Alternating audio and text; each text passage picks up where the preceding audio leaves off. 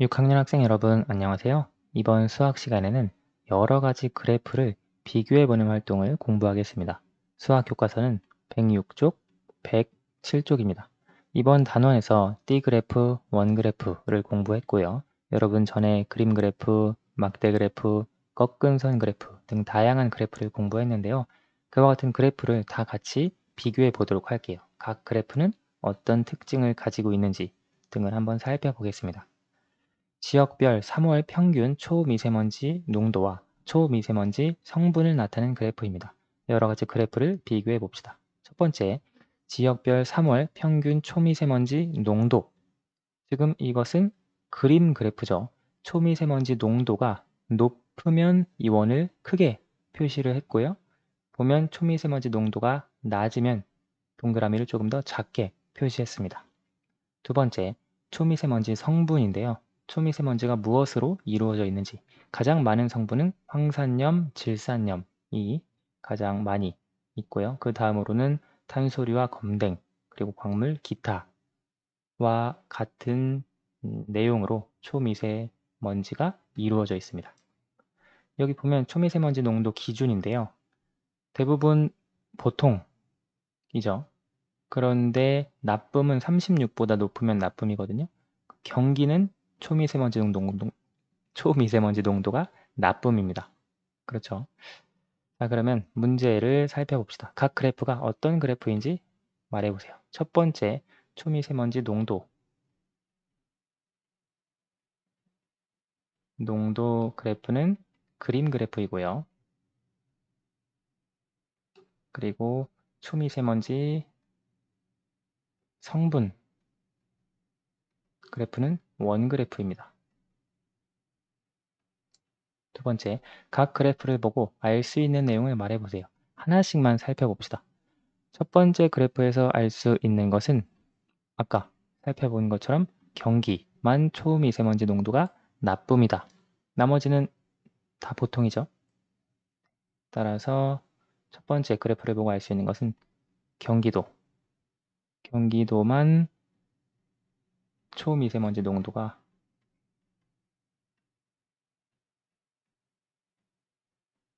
나쁨이다. 는 것을 알 수 있고요.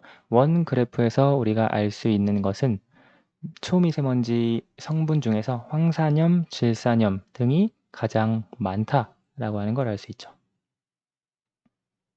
초미세먼지 성분 중 황산염,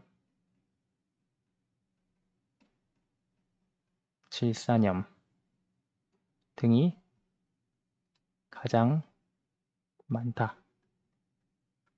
이 외에도 다양한 것을 알 수 있습니다. 다음, 각 그래프는 어떤 특징이 있는지 말해보세요. 첫 번째, 그림 그래프. 그림 그래프가 가지고 있는 특징은 그림의 크기가 중요하죠. 그림의 크기로 수량의 많고 적음을 알 수 있습니다.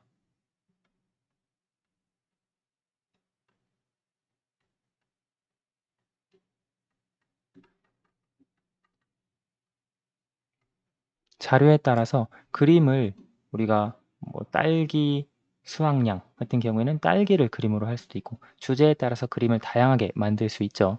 따라서 재미있게 나타낼 수도 있고요. 다음 두 번째 있는 원그래프. 원그래프의 특징은 보통 전체에 대한 각 부분의 비율을 알아보기에 편리하죠. 전체에 대한 각 부분의 비율을 알아보기 쉽다. 이런 장점이 있고요. 이외에 각 항목끼리의 비율 쉽게 비교할 수 있습니다. 다른 것들과요. 그리고 작은 비율까지도 비교적 어느 정도 쉽게 나타낼 수 있다라고 하는 특징들이 있습니다. 다음 페이지로 넘어가 볼게요. 2번 세계 주요 도시별 미세먼지 농도, 우리나라의 월별 평균 미세먼지 농도, 미세먼지 배출량을 나타낸 그래프입니다. 그래프가 총 3개 있네요. 여러 가지 그래프를 비교해 봅시다. 첫 번째, 세계 주요 도시별 미세먼지 농도. 지금 이건 막대 그래프죠. 한국, 이제 서울, 로스앤젤레스, 도쿄, 파리, 런던 5가지 주요 도시의 미세먼지 농도를 나타냈고요. 두 번째, 우리나라의 월별 평균 미세먼지 농도 1월부터 12월까지. 지금 이것은 막대 그래프, 아니죠. 꺾은 선 그래프로 나타냈습니다. 월별 평균 미세먼지가 어떻게 변화하는지 나타냈고요. 세 번째, 미세먼지 배출량. 미세먼지가 주로 어디서 배출되는지 띠 그래프로 나타내는데요. 가장 많이 배출되는 경우가 제조업에서 연소할 때 64%의 미세먼지가 배출되는 것을 알 수 있네요. 그 외에 비도로이동 오염원, 도로이동 오염원, 생산공정, 에너지산업연소, 비산업연소 등 미세먼지 배출량, 비율을 알 수 있었습니다. 첫 번째, 각 그래프가 어떤 그래프인지 말해보세요. 첫 번째, 주요 도시별 미세먼지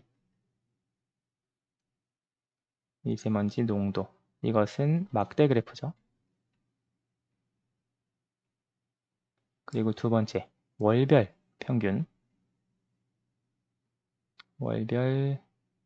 평균 미세먼지 농도. 이것은 꺾은 선 그래프입니다. 그리고 미세먼지 배출량. 이것은 이번 단원에서 공부했던 띠 그래프입니다. 각 그래프를 보고 알 수 있는 내용을 말해보세요. 다양한 걸, 너무 많은 걸 알 수 있죠.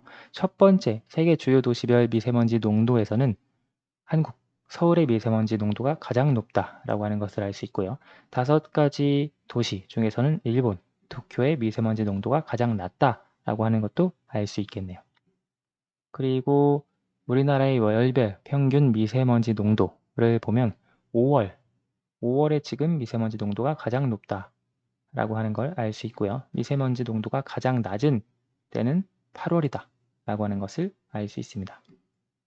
미세먼지 배출량, 이것을 보고 알 수 있는 것은 제조업 연소를 통해서 가장 많은 미세먼지가 나온다. 즉 미세먼지를 줄이기 위해서는 제조업 연소 분야를 어떻게 잘 연구하는 것이 중요하겠다라고 하는 것을 알 수 있겠죠. 지금 칸이 좁아서 다 적지는 않을게요. 지금 설명한 대로 한국 가장 높고 일본 가장 낮고 주요 도시별 미세먼지 농도요. 그리고 가장 높은 달, 가장 낮은 달. 그리고 미세먼지 배출량에 가장 많이 기여보다는 많이 영향을 미치는 것은 제조업 연소 등을 알 수가 있고요. 각 그래프는 어떤 특징이 있는지, 먼저 첫 번째, 막대 그래프 같은 경우에는 수량의 많고 적음을 한눈에 비교할 수 있습니다. 여기가 가장 많네, 여기가 가장 적네, 그걸 한 번에 비교를 할 수 있고요. 각각의 크기를 비교할 때 편합니다. 그리고 꺾은 선 그래프 같은 경우에는 수량의 변화하는 모습, 월별로 미세먼지 농도가 계속 평균적으로 바뀌죠. 이와 같은 변화하는 모습과 정도를 쉽게 알 수 있습니다. 그리고 시간에 따라서 연속적으로 변하는 양을 나타낼 때 편리하게 나타낼 수 있습니다. 띠 그래프 같은 경우에는 원 그래프 같이 전체에 대한 각 부분의 비율을 한눈에 알아보기 편하고요. 또 각 항목끼리를 비교하기 쉽습니다. 자, 3번 자료를 그래프로 나타낼 때 어떤 그래프가 좋을지 보기에서 찾아봅시다. 첫 번째, 내 키의 월별 변화죠. 보통 변화를 나타낼 때는 꺾은 선 그래프를 가지고 나타냅니다. 우리 아까 위에서도 보면 이렇게 월별 평균 미세먼지 농도, 월별로 어떻게 미세먼지 농도가 변하는지, 바뀌는지 그것을 나타냈었죠. 여기에서도 내 키의 월별 변화, 시간에 따른 변화는 꺾은 선 그래프로 나타내기에 편리합니다. 두 번째, 권역별 미세먼지 농도. 이것은 다양한 그래프가 가능한데요. 예를 들어 그림 그래프로도 나타낼 수 있죠. 아까 106쪽 위에서 활용을 해 주었던 것처럼요. 그리고 이걸 써 주어도 되고 혹은 막대 그래프를 나타낼 수도 있습니다.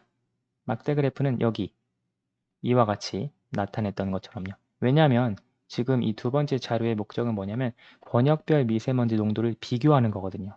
비교할 때는 그림 그래프, 막대 그래프를 활용을 해주면 다른 권역별 어디가 높고 어디가 낮고 비교하기가 편리하겠죠.